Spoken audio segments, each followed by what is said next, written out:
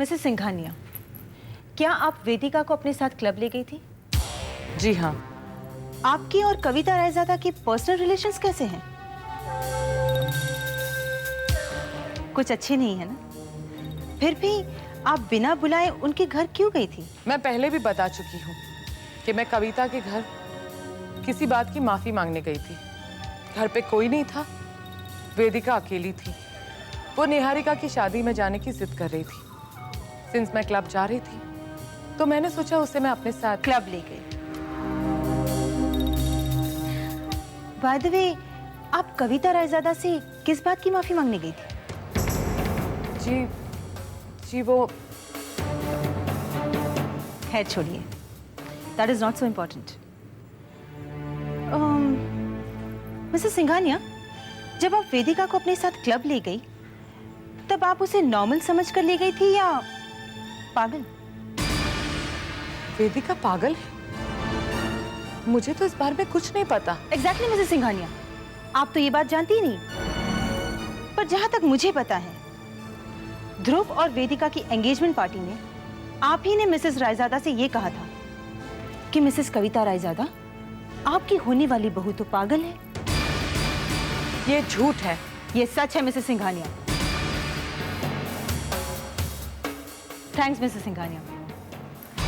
Your honour, मैं कुछ और गवाहों को पेश करना चाहूंगी। इजाजत है। आपको सबसे पहले किसने कहा था कि मिसेस कविता रायजादा की छोटी बहू पागल है? जी, मुझे मिसेस सिंघानिया ने बताया था कि उसकी छोटी बहू पागल है। योर ऑनर, डिफेंस लॉयर इस केस को एक नया रंग देना चाहती है।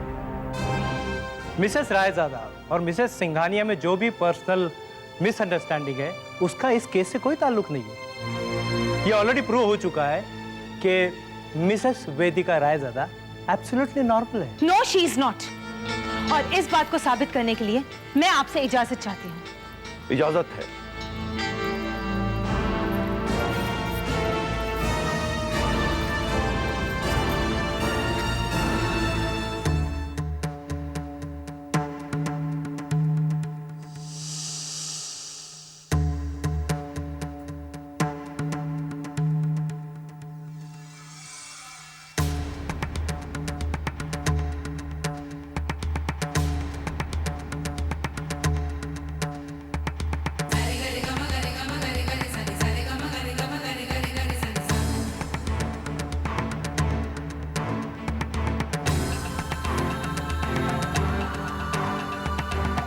वेदिका, वेदिका प्लीज, आज तुम्हारा पागलपन ही तुम्हें बचा सकता है।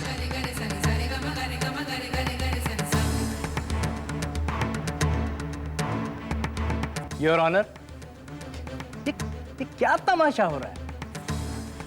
सबके सामने सच लाने का बस यही एक तरीका है।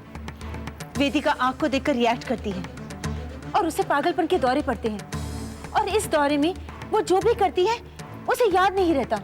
ओह, तो आपने मोमबत्ती क्यों जलाई? होली की आग जला देती। शायद वो देख के वेदिका रायजादा का पागलपन उभर गया था। Order, order. इस केस की आगे की कार्यवाही कल की जाएगी।